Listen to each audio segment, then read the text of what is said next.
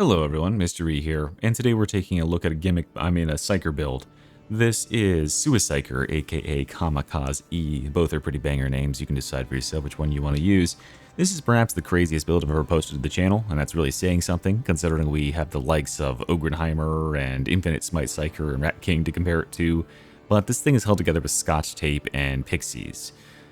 It also is going to get me to say the craziest thing I've ever said in the channel, which is that in making this build, I spent no less than 4 hours thinking how to best kill myself.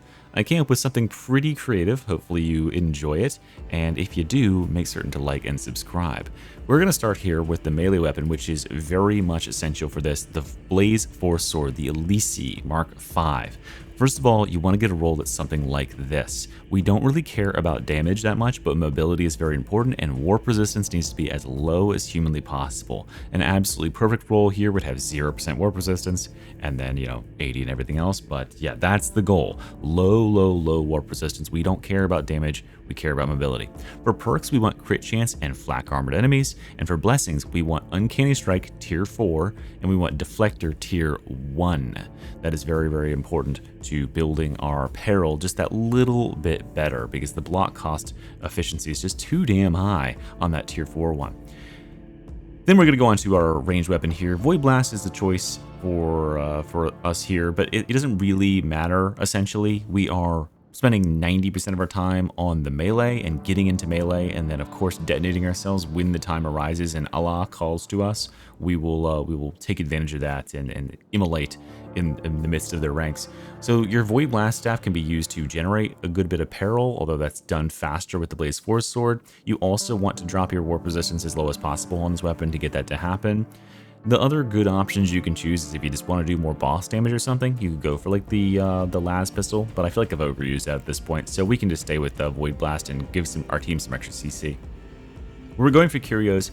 Just run all wound Curios, guys.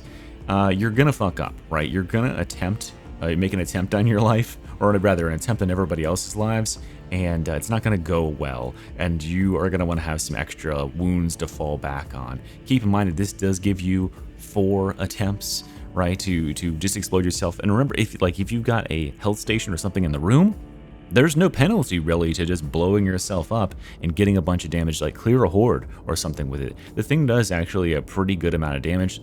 It will clear a horde, it'll clear everything below elites. The problem is that it doesn't really scale with any sorts of damage in the game, so we have a pretty flat, high amount of damage that doesn't do super well into certain types of enemies. But it's really good for clearing a bunch of space, and if you can spare the wounds, go ahead and do it. Then we've got perks, combat ability regen, toughness, and revive speed here. Revive speed is very nice because we can almost guarantee revives with this build, since we have Deflector and we have something in our talent tree, so we can just run up and grab people off the ground and then be like, see you later, soldier, and run in and blow ourselves up. Let's go over and check the talent tree, and this is going to be a hybrid of a build that I released recently, but actually made some huge improvements on with this build. I think you are going to be very pleased if you run this build, because it is powerful even without considering the explosion part. I think this is absolutely more of a gimmick. Only occasionally will you come into an instance where Crystal and Will is going to be useful and actually get some good damage done. But hey, when it happens, you feel amazing about it. All right, guys, let's talk talents here. We got a couple of very interesting talents and some very cool interactions. I'm actually kind of proud of this build for how many interactions it has going on. Soul Stealer up here, 7.5% toughness on warp attack kill. This is going to trigger on like pretty much every kill, because almost all of our attacks are going to kill with the warp, thanks to a special interaction with Smite down here, which we'll get to in a second. But yeah, just keep that in mind. This is going to replenish a ton of toughness for us. So is Quietude. Let me show you, like, look. If I take a bunch of toughness damage, right? Quietude now is going to replenish 40% of my toughness just by rubbing my blade. Just lovingly stroking it a couple of times is going to give you 40% of your toughness back. It's 4% for each 10% you generate. So you can instantly boost your toughness up like that. And you saw how much I got from hitting those enemies with Soul Stealer. Then, of course, we've got Metal over here for even more generation, because we are critting about 50% of the time between Scryers and all of our crit node here, crit on our weapon, and crit as a base for the class. Then Perfect Timer is going to stack more damage. Here we come to the Smite thing here. The real power player here is Charge Strike, which currently, the reason this is working as it does is Charge Strike is interacting with Empowered Psionics, which is making this do triple damage. So look at this, right? Like, look how much damage that does. That is absurd. So yeah, that's going to play very well in our favor. If you get a crit, it does even more damage. So like that attack is going to do less, even though these guys are just dying in one hit. Now, the other really cool thing is that Malefic Momentum has double synergy with this, because if you get a kill with the actual melee strike like this, then it buffs the warp damage, which includes your little strike like that, and it also includes the electricity from the attack. So those are both multiplied by that.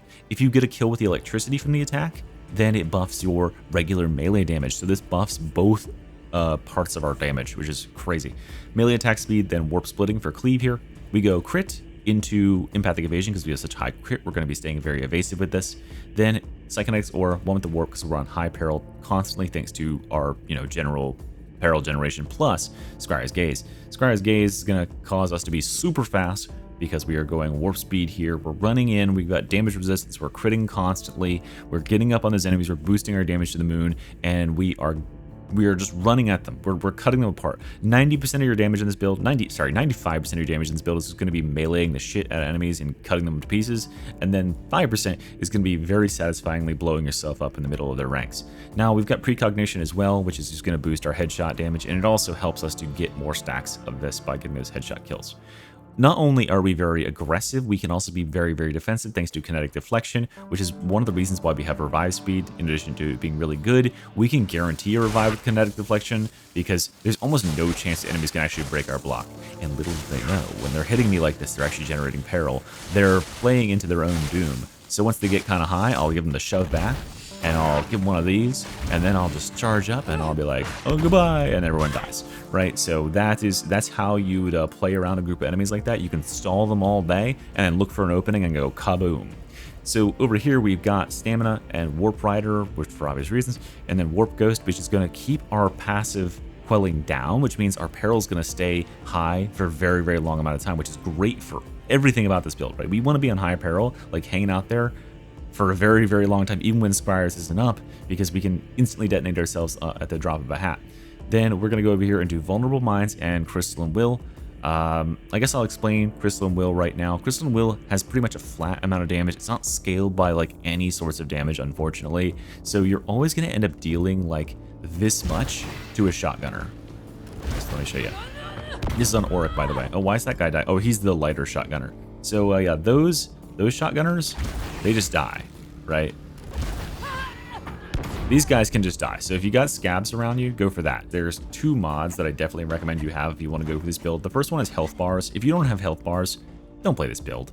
Or at least don't try to go for the self-explosion part of the build, because you're never going to know when people are in range to actually die from the explosion.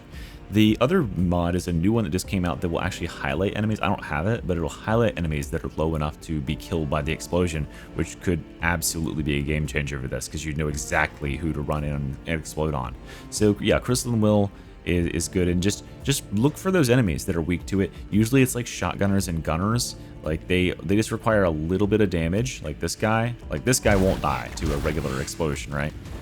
He still has some health left afterwards. But that means all you gotta do is hit him with usually I hit him with one of these, and then you just explode on from there.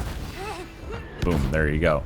So yeah, just gauging and knowing what enemies are vulnerable after what attacks can be very, very handy, even if you don't have health bars or something.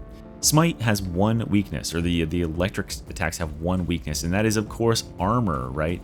Our enemies like this, look, like diddly fuck for damage. That would have killed like a shotgun or something outright, because these guys have flak armor, and even worse against these guys. Like, watch this damage. Wow, that sucks, right? This is super powerful against everything except for these guys, except of course Uncanny Strike is broken. So yeah, we get to do like pentuple damage with that and actually erase a big portion of their HP every time we hit them, because Uncanny Strike is so good. So yeah, just keep that in mind, and yeah, you'll be good. So yeah, there you go, guys. That's the whole build. Witness some gameplay. Witness me getting in there and mixing it up. As I said, it's mostly just like melee gameplay, but occasionally you'll find one of those glorious moments where you can get the big detonation and feel like you're king of the world. And I hope you really enjoy. I'll see you soon. Bye-bye.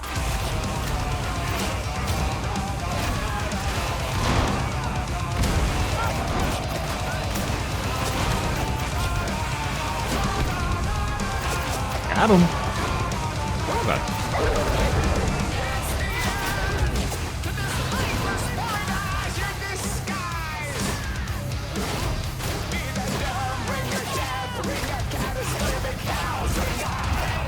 Goodbye.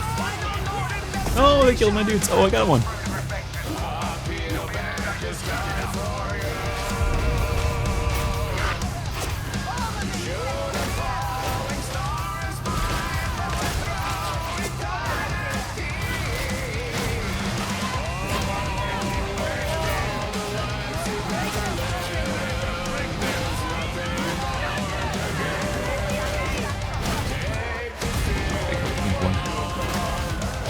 Getting him? Gotta get him.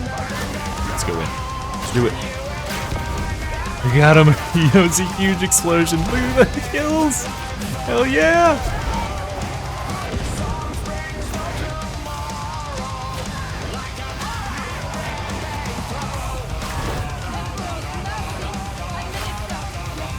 Oh, got it.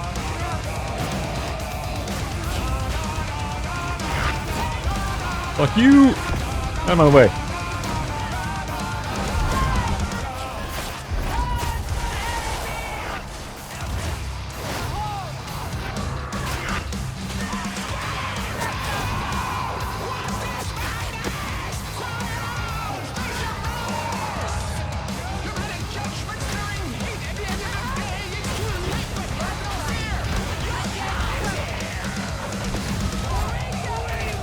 Actually got a good detonation for once.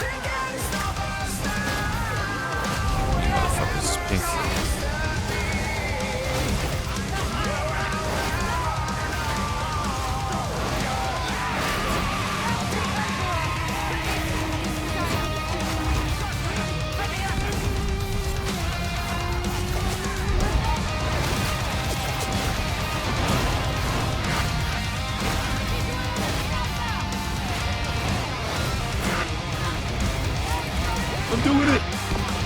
Or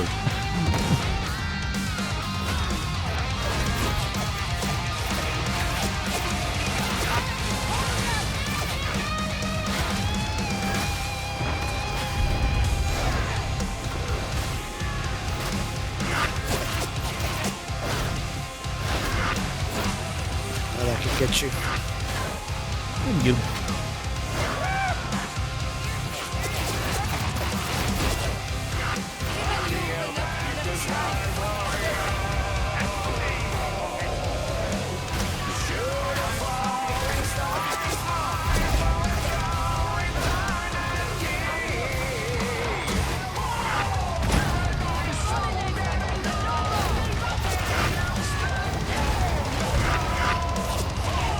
Fuck off! Oh no. I didn't expect to get fucking walloped on while I was doing that. I didn't know there was 17 mollies here.